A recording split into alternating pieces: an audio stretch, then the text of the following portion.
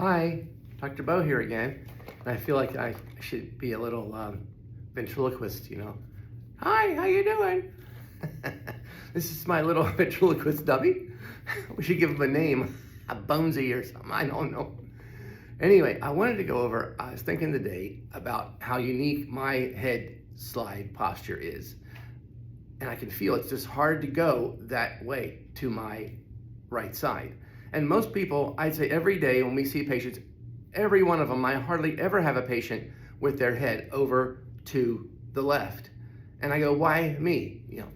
And I've known, ever since my days in upper cervical, that I had a left atlas.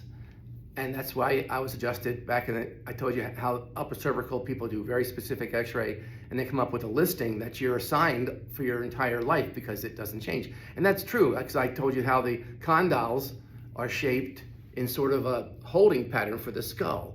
And if those are like that, you're gonna have what? The head slide to the left.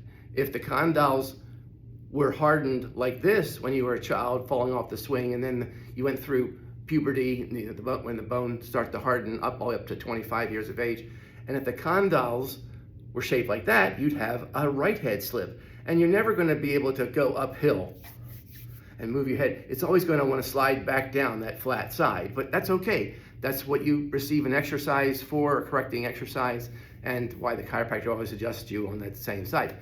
But that's what you come to us for, is to get that information. And I get tired of people saying, oh, I have to go to a chiropractor, because yes, once you brush your teeth, you always gotta brush your teeth, so never brush your teeth, because you'll have to keep brushing them the rest of your life. It's crazy. You go to a chiropractor because it's so unique. And when patients come in to me, I tell them, you're getting ready to, like that saying goes, to experience, this is the first day of the rest of your life.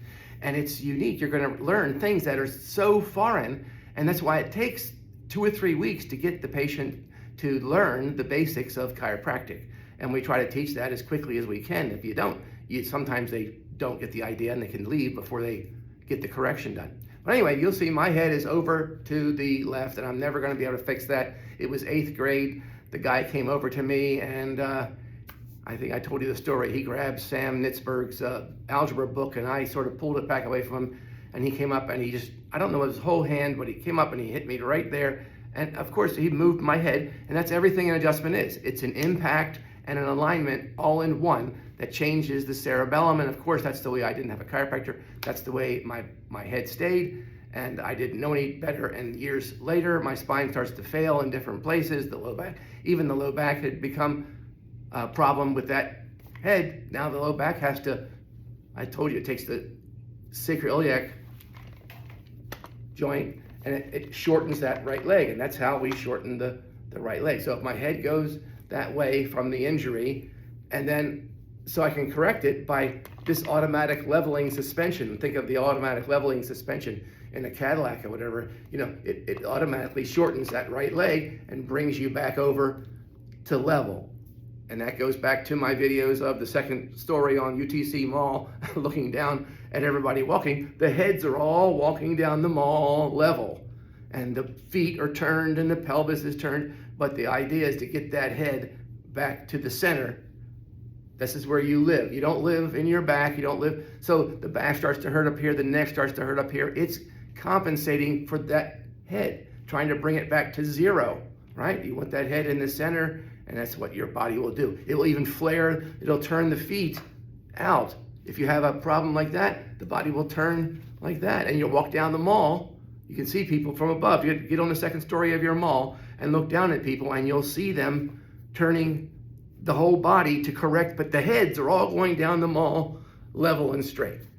Even with this kind of displacement, you'll see the person overarching their low back, but they've got to get that. You have 3 semicircular canals in your ears, right, for each dimension, and your eyes, they have to agree. If they don't agree, you end up getting vertigo. If you ever wonder what vertigo is, it's when the eyes do not agree with the ear canals, and you end up getting confusion. And that's, your eyes can become wiggly, and that's called nystagmus.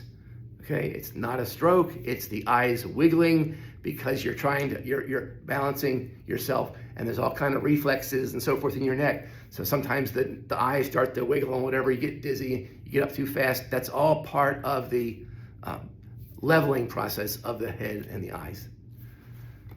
Thank you very much. Like and subscribe.